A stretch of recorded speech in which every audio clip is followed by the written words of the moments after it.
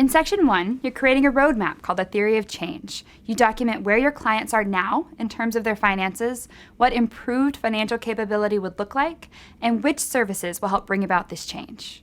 Throughout the guide and throughout this series of videos, we stress that you don't need to do all the tools or do them in order. You can pick and choose based on your organization's needs. That said, if you are doing all the tools, the work you do in Section 1 builds a firm foundation for all the work to follow. Before you start Section 1, select the target program or programs into which you will integrate services.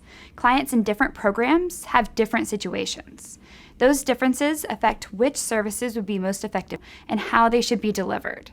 The tooltip on page 31 helps you select a program based on factors like which program's clients have the greatest need and which program staff are most engaged.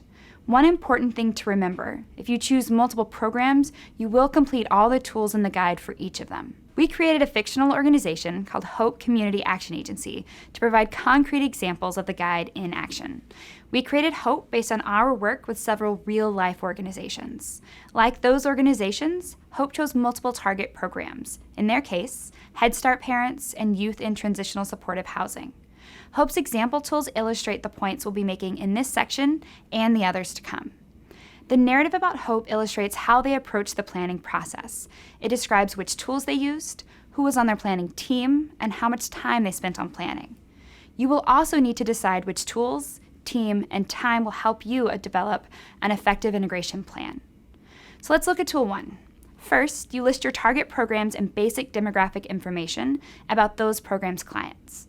Next, collect information about how clients in each target program manage their finances now. The analysis includes 6 categories of questions you can answer by analyzing existing program data and interviewing clients and frontline staff. Gathering this client data is a critical first step because financial capability is not one size fits all. If services are going to be effective, they have to be tailored to the specific needs of specific clients. So the more you know about your client's financial capability at the starting point, the better. Solid data means you'll make better decisions, and better decisions should lead to better results. Tool 1 can be time-consuming, but it's worth it. With Tool 1, you've documented your client's current state. In Tool 2, you sketch the desired future state, what success would look like in terms of financial capability outcomes. Appendix C of the guide contains more than 100 sample outcomes for your reference. The outcomes you select should be meaningful for clients, which means they should respond to the priority financial issues they face, the priority financial issues you just identified in Tool 1. Let's take the example of Hope, our fictional agency. In Tool 1, Hope learned that Head Start parents are burdened with debt and struggle to make income last through the month.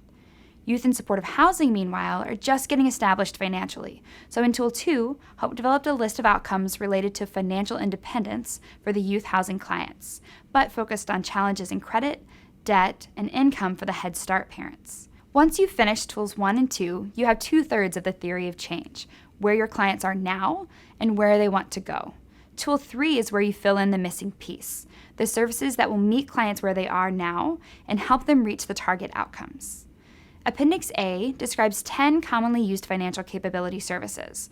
For each outcome you selected in Tool 2, select a service or set of services that will help clients achieve that outcome.